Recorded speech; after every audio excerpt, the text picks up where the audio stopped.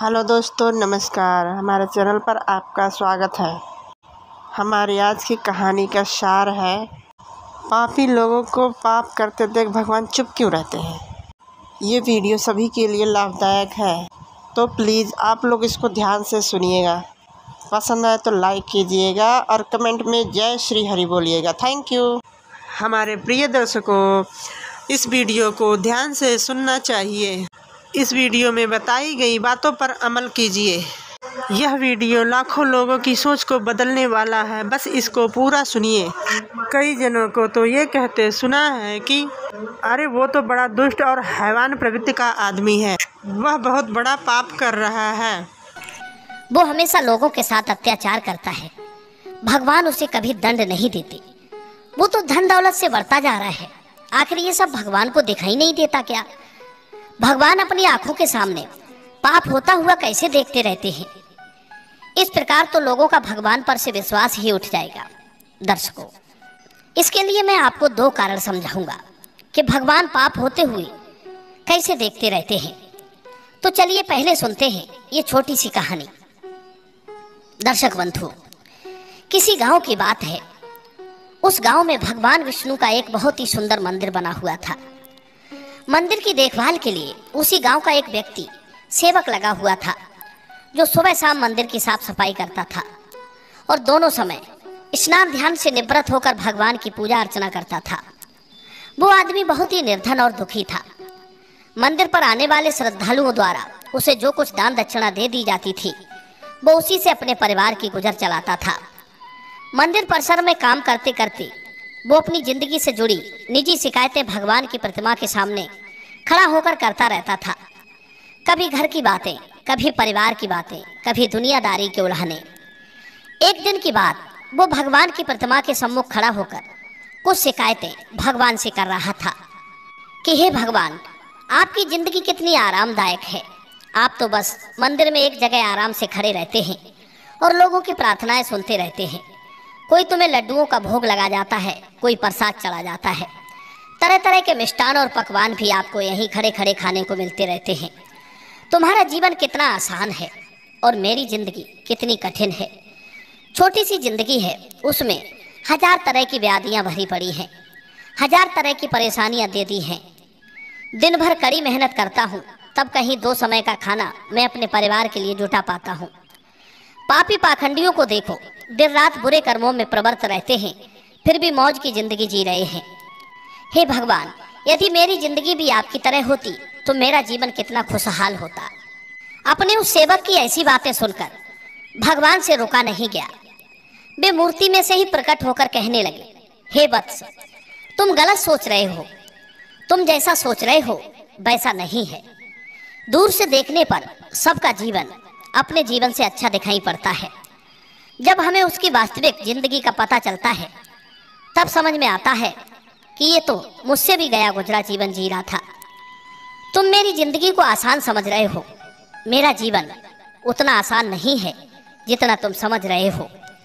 मुझे भी बहुत सारी चीजें देखनी पड़ती हैं, बहुत सी व्यवस्थाएं बनानी पड़ती हैं, बहुत सी चिंताएं लगी पड़ी हैं। अच्छे के साथ अच्छा कैसे हो और बुरे के साथ बुरा कैसे हो, ये सब सोचना पड़ता है। कोई किसी असहाय को सताता है, कोई पीड़ित को पीड़ित करता है, तो उसकी रक्षा करनी पड़ती है। मेरी जिम्मेदारी को जिस दिन तुम समझ जाओगे, उस दिन तुम्हें मेरी मेहनत के बारे में भी पता चल जाएगा। इतना आसान नहीं है भगवान बनना। जिस तरह एक पिता बनकर मनुष्य अपनी संतान के प्रति अपने दायित्वों को निभाता है, उनके दुख सुख अच्छे बुरे का ख्याल रखता है, उसी तरह मुझे भी तुम सबका ख्याल रखना पड़ता है। इतनी सारी जिम्मेदारियों को एक साथ निभाना आसान काम नहीं है। भगवान की बात सुनकर भक्त बोला, हे भगवान जी, ये आप कैसी बातें कर रहे हैं? आपका काम तो सचमुच में बड़ा आसान है। जिस तरह पूरे दिन आप खड़े रहते हैं, तुम्हारी तरह मैं भी पूरे दिन खड़ा रह सकता हूँ। इसमें क्या बड़ी बात है? भगवान बोले, बेटे, मैं फिर कहता हूँ, तुम नहीं कर पाओगे।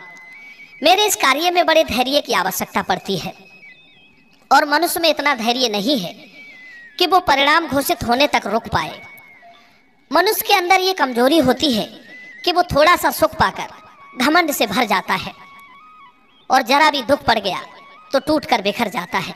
वो अपने धैर्य को बनाकर नहीं रख पाता। भक्त बोला, अगर ऐसी बात है तो आप मुझे एक दिन के लिए अपनी जिंदगी जी लेने दीजिए, फिर आप जैसा कहेंगे मैं वैसा ही करूंगा। दर्शक बंधु, भगवान ने उसे बहुत समझाया पर वो बड़ा जिद्दी था, उसने एक नहीं मानी। भगवान ने भी सोचा कि चलो मैं इसे एक दिन के लिए अपनी जिंदगी दिए देता हूँ। कुछ लोगों पर उपदेशों का प्रभाव नहीं पड़ता, वे संसार के थपेड़े खाकर ही सही राह पकड़ते हैं। भगवान ने कहा, ठीक है बेटे, एक दिन के लिए मैं तुम्हें भगवान बनाता हूँ और तुम्हारी जिंदगी मैं जीता हूँ, फिर देखते हैं कि तुम मेरा काम किस ढंग से करते हो। और हाँ, मेरी जिंदगी जीने के लिए तुम्हें कुछ शर्तों का पालन करना होगा।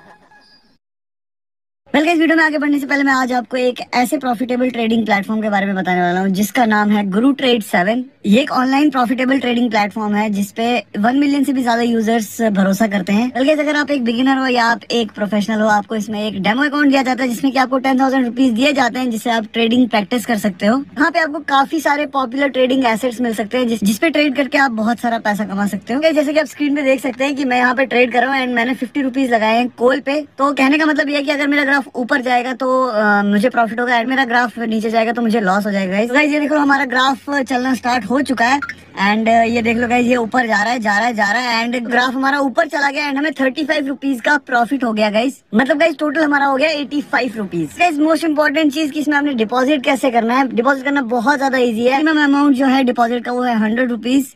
अगर आप भी डिपॉजिट करना चाहते हैं तो आप किसी भी यूपीआई ऐप, पेटीएम या गूगल पे के थ्रू इजीली डिपॉजिट कर सकते हैं। जब बात आती है जो भी आपने पैसा कमाया है उसे आप विड्रॉ कैसे करेंगे, प्रोसेस भी बहुत ज्यादा इजी है। आपको बस अपनी बैंक डिटेल्स डालनी है एंड जितना भी अमाउंट आपने विन किया है वो भी आपको डालना है। एंड गाइस तुम्हें बता दूं, मिनिमम अमाउंट जो है विड्रॉल के लिए वो 300 रुपीज है। मतलब कि गाइस आपका पैसा डायरेक्ट आपके बैंक अकाउंट में आ जाएगा। एक चीज बता दूं, यहाँ भक्त बोला, हे भगवान, मैं तुम्हारी सारी शर्तें मानने को तैयार हूँ, बताइए क्या है तुम्हारी शर्तें। भगवान बोले, बेटे सुनो, मंदिर में रोजाना बहुत से लोग आएंगे जाएंगे, जिसमें अच्छे भी लोग होंगे और बुरे भी, क्योंकि भगवान पर तो सबका ही अधिकार होता है। यदि किसी पिता का एक बेटा निकम्मा निकले तो क्या वो पिता उसे अपना बेटा नहीं बताएगा। इसी तरह अच्छे बुरे दोनों लोग मेरे बेटे हैं, पर परिणाम मैं उनको उनके कर्मों के अनुसार ही देता हूँ। भगवान बोले, बेटे जब तुम भगवान बनकर मेरे स्थान पर खड़े होगे तो तुम्हें अच्छा कहने वाले लोग भी आएंगे और बुरा कहने वाले भी आएंगे। तब तुम्हें चुपचाप उनकी बातें सहन करनी है और धैर्य के साथ उनकी बातों को सुनना है और उनके अच्छे बुरे कर्मों को देखना है। तुम्हें अपनी तरफ से कुछ भी नहीं कहना है, चाहे कुछ भी हो जाए। भक्त ने कहा, ठीक है भगवान, मुझे तुम्हारी सारी शर्तें मंजूर हैं। दर्शक बंधु, अब तो भगवान ने उस भक्त से एक दिन के लिए जिंदगी बदल ली। एक दिन के लिए उसे भगवान बनाकर मूर्ति में विराजमान कर दिया और स्वयं सेवक बनकर मंदिर की सेवा करने लगे।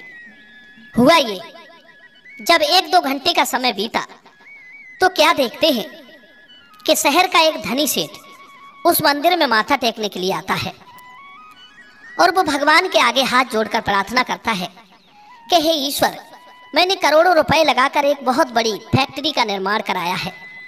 मुझे आप ऐसा आशीर्वाद दीजिए कि मेरी फैक्ट्री खूब तेजी से चलने लगे और मैं उससे खूब सारा धन कमाऊं।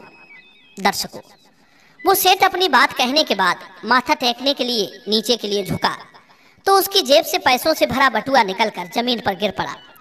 उसे अपना बटुआ दिखाई नहीं दिया। वो वहां से उठकर जाने लगा। उधर मूर्ति में विराजमान भगवान का भक्त ये सब देख रहा था। उसने देखा कि अरे, सेठ का बटुआ तो यहीं पर रह गया।